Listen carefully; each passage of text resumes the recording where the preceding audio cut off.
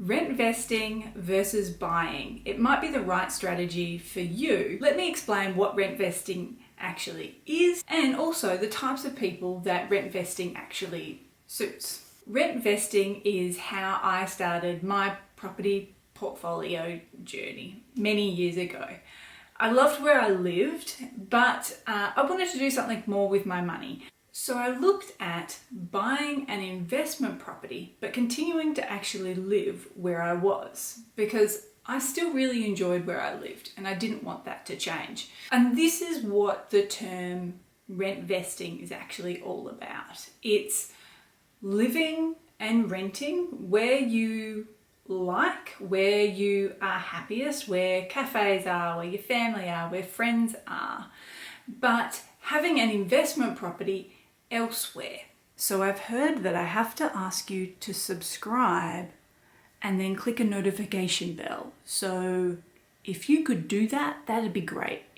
Back then I was single, I was earning more money than I knew what to do with, and I was living in a really great part of Melbourne here in Australia. And for me, I knew that it was just going to be too uncomfortable to buy a property in that area of Melbourne. It was going to be way too expensive. The mortgage was going to be too high. That was going to stress me out. So I looked at investing elsewhere, continuing to live there, but investing in an investment property somewhere else. So I started to look at other properties around the country, around the whole country, because when you're buying an investment property, why do you have to buy something that's just around the corner?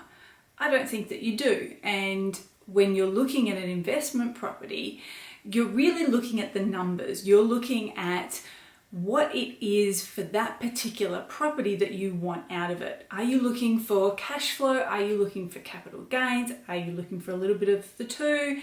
For everybody, the answer to why you have that investment property will be different.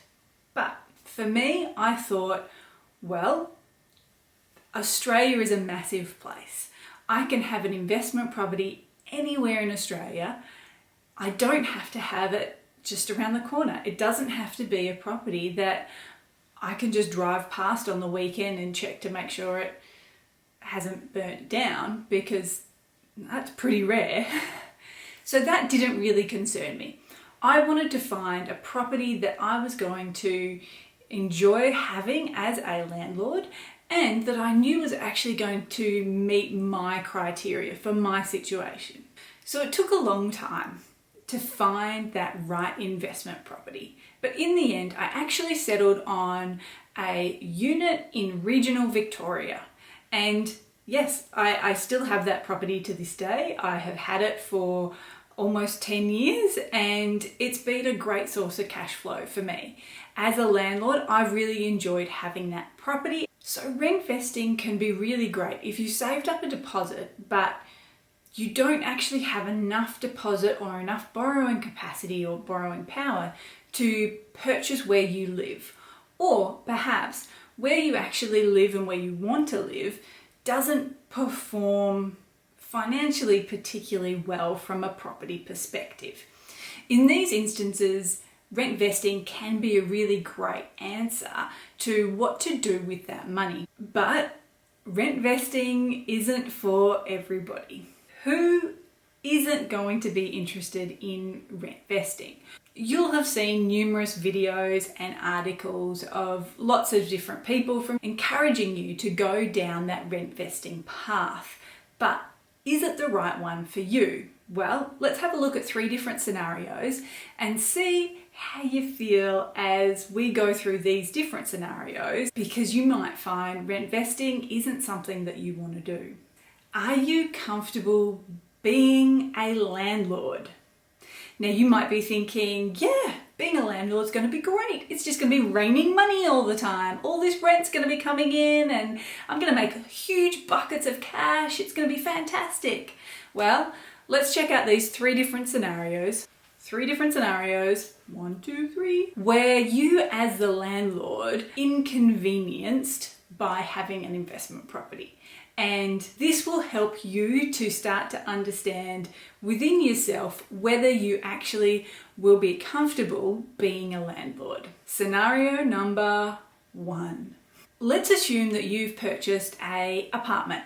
It's a really great apartment. You think that everybody's going to love living there. You're going to have people lining up down the street wanting to rent your apartment. You have been able to find a rental agent and they have listed the property 2 weeks before your settlement. So before the property settles and it's technically your property, you own it, you've been able to have the real estate agent go in, take some photos, list it up on realestate.com.au or on Domain and start to advertise that the property is available, that it's sitting there vacant, ready for somebody to move in and call their own. But your settlement comes and your settlement goes.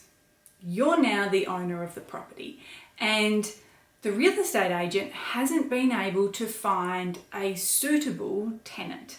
They may have had people apply to live there, but when they've done those background checks, when they've called the referees, perhaps the people that have applied weren't ideal and not the type of people you want living in what is now your property.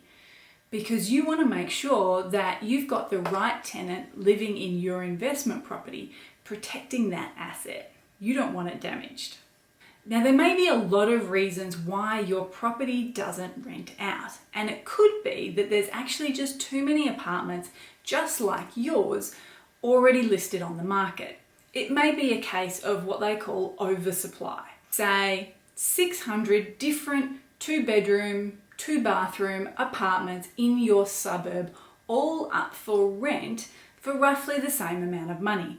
But there's actually not enough people looking to rent that style apartment at that particular point in time. So a lot of supply, not enough demand. That's an issue for you as a landlord because you want to rent your property out and get tenants in as fast as possible.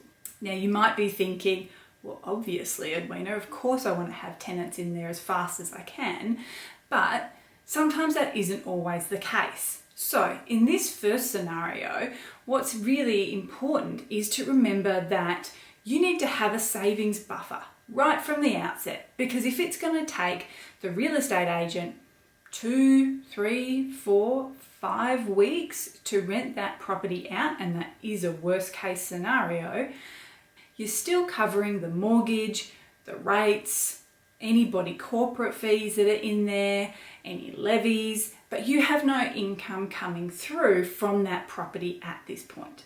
So you need to make sure that in this scenario, you actually have a bit of a savings buffer there to be able to cover those costs for a period of time. Ideally, you want to be able to have 3 months worth of savings sitting there to be able to cover some of those expenses. Scenario number 2. At the moment, you're renting. That's why you're watching this video, because you're renting and thinking maybe you should buy an investment property.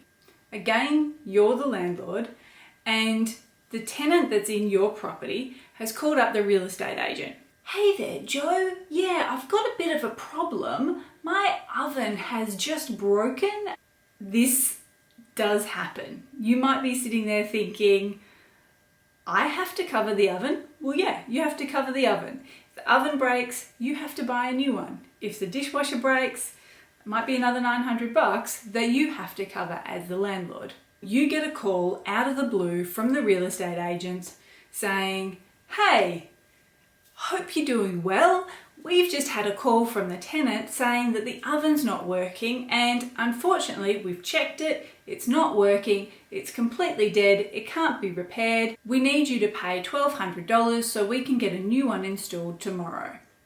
Scenario number 3. And this is an absolute worst case scenario, but one that you should be aware of and one that you should think through. So this particular scenario, we're actually going to look at what happened during COVID and the initial response to COVID here in Australia and how that impacted landlords and renters. One of the things that came out as part of the economic COVID response was that there was going to be a moratorium on rent increases and evictions. Now, as a renter, you might be thinking, fantastic, what a great response. Yes, I don't want to be evicted. That would be terrible. I've never been evicted, but you never know. That would be a terrible thing to have happen. At the same time, you might be sitting there thinking, fantastic, my rent's not going to go up. This is great. My rent goes up every year. It was about to go up, but now it's not going to go up because they can't increase it. But let's look at it again from a landlord's perspective. For you, you might have a terrible tenant, and in this type of situation, they could take advantage of you. So you may actually find that your tenant turns around and says, you can't evict me? Great, I'm not going to pay my rent. And they just stop paying their rent. There's nothing you can do about them. You can't evict them. You have no legal power at that point to be able to have them vacate the property so you could put in tenants that are going to pay the rent. Now, this is an absolute worst case scenario, but it has happened. Being a landlord isn't all about sitting there in your chair at home, making it rain with cash, thinking, yay, the rent's coming in, woo! And if the scenarios that we've listed out, those 3 scenarios, if they cause you stress and the thought of that causes you anxiety, then you might not enjoy being a landlord. For the most part though, hopefully you have very little involvement with your investment property, and it does feel a bit more like that passive income that you hear everybody talking about. But if rent vesting doesn't sound like it's something that's going to be suitable for you, that's okay.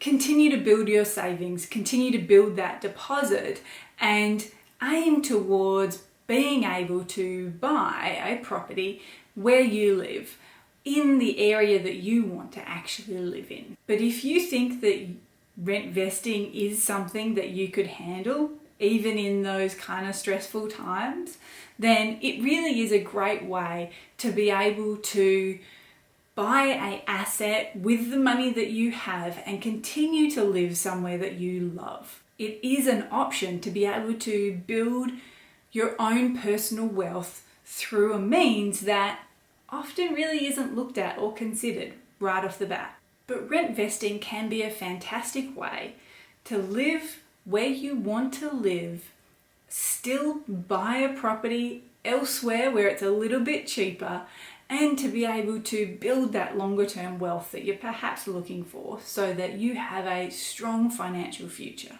So let me know in the comments, does rent vesting sound like something that actually you would enjoy?